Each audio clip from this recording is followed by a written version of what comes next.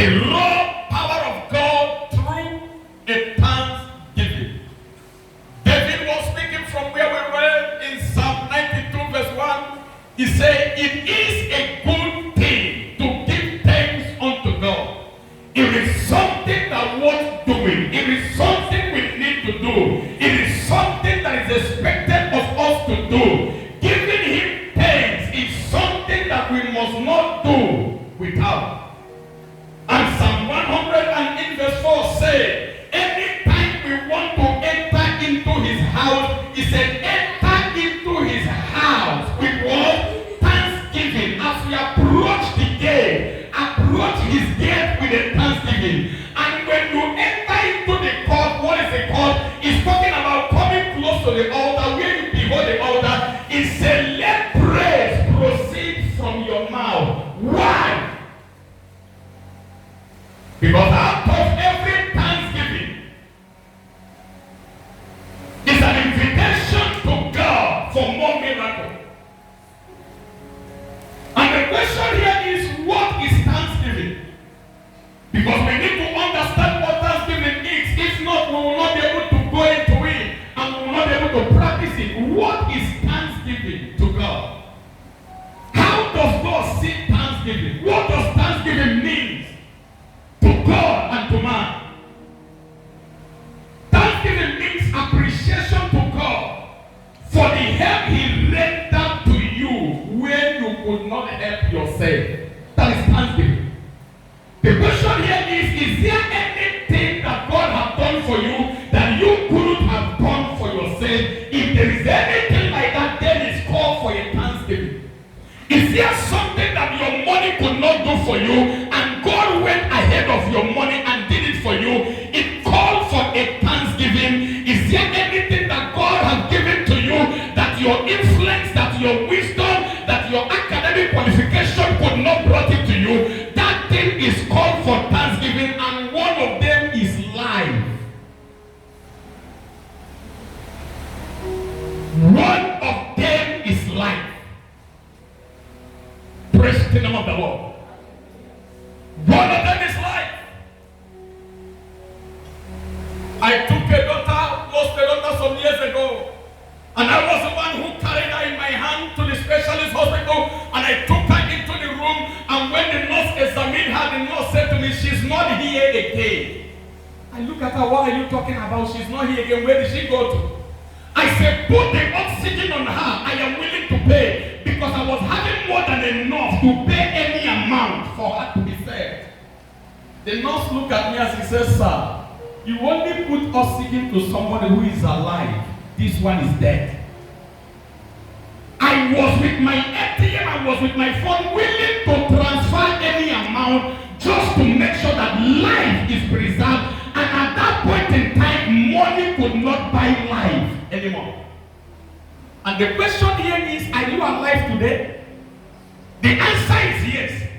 Then it's called for a thanksgiving. In Deuteronomy chapter 33 verse 29, Deuteronomy chapter 33 verse 29, it says, happy art thou, O Israel, who is like unto thee, all people saved by the Lord. The shield of thy head. Did you hear that? The shield of thy head. He is the sword of excellency. And thy enemy shall be found liars. That is what happened when we thank God. When we begin to thank God, what your enemy said concerning your life will not come to pass. He said, and your enemy shall be found liars. Because what they said over your life will not come to pass. Why? Because you thank God, and when you thank him, he came and helped you. And what men said cannot happen in your life, he made it happen. Therefore, making your enemies to be liars, I'm here to announce to somebody under the sound of my voice this morning, as you make up your mind to thank him this morning, to celebrate his goodness this morning, he shall put your enemies to shame. He shall put your enemies to shame. He will put your enemies to shame. Somebody said that again like a believer.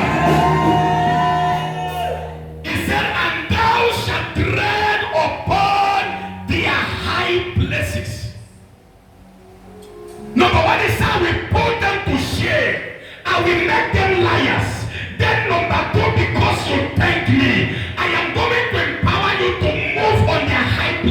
what is God talking about? You will move where they used to bury charm for you and march on those charms, and the charms will not affect you. You will step on their altar that nobody could ever enter into that altar, and nothing shall hurt you from the altar. You will enter into their shrine and set their shrine on fire, and yet nothing shall happen to you. Why? Because you decided to give thanks to God.